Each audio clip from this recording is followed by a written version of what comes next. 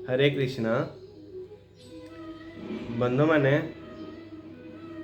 आम आज वृंदावन ने भगवान लीला उपरे गोटे छोट कहानी शुणा। जड़े गोपी थरे कौन है से गोपी तांकर घरे अच्छी तांको स्वामी से गाई चरेवा को कृष्ण सहित जाइछन्ति। तांकर घरे तांको बुढ़ा बापा अच्छन्ति आ तांको बुढ़ा बापा को प्रबल जोर रे शोष लगी आ किंतु गोपी घरे पीवा पानी सरी जाइछि, पानी नहीं। सेतेबेले गोपी जनक कहले तांको बापा को कहले बापा तमे रेस्ट करूथाओ, टिके विश्राम करूथाओ, मु जाउछि जमुना रू पानी नहीं कि आसे तुमको देवी, तमे शोष मेंटेब। तापरे गोपी जनक पानी आनिया जमुना को बाहरिले। एबे सिना प्लास्टिक बोतल तंबा बोतल ये सब मिलुची पानी पाई, किंतु वृंदावन रे से माने कलसी रे पानी आनती। आउ कलसी मुंडरे गोटे कलसी मुंडे थी, ता ऊपर आउ गोटे कलसी, ता ऊपर आउ गोटे कलसी, एमिति एकाथरे किछि कलसी रे पानी धरिकी आसंती। आ समस्त जिते पानी पाई गोपी माने जाती, सब गोपी माने सांगरे जाती। पानी जड़े आउ जन मुंड को उठे दियंती, आउ जन मुंड को उठे दियंती, एमती करिकी से माने पानी नहीं कि आसंती। से दिन से गोपी जनक पानी पाई जाइचंती, आउ तो कई सांगरे नहांती। आउ से गोटे कलसी न नहीं से एकाथरे तांकर एकाधिक कलसी नहीं कि जाइचंती पानी पाई। पानी पुरे देले कलसी रे, पानी पुरेबा परे मुंड को पानी टेकी दब किए। सेतिके बेले मने मने भाबु थांती जदि कान्हा टिके आसंता मो मुंड को ये कलसी गुड़ा टेकी दियंता, मु घर को नहीं कि जाती। सेपटे बुढ़ा बापांकर शोष लगुच गले तांको पानी दियंती। एमती चिंता करू करू से जमुनार जो आड़ी बंध उपर को अनाई देला बेलू को बंध उपरे मुरलीधारी कृष्ण ठिया होइचंती। पचारुचंती गोपी मते खोजुचु कि?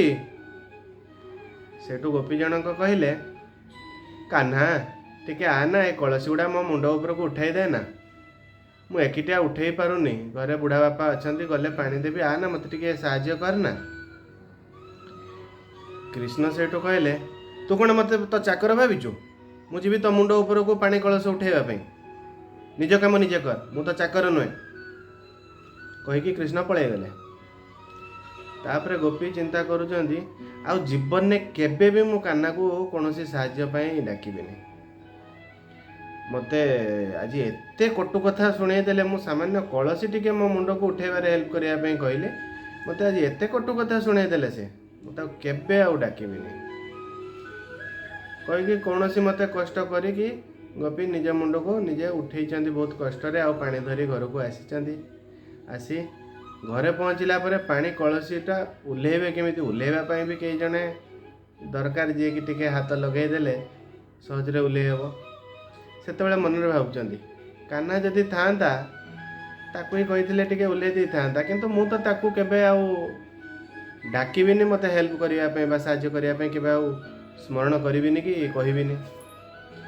एतिके बेले कृष्ण आसिक ता घरे पहुँची गले, पहुँची जाई ता मुंडरू कलसी धरिकी उल्हे देले।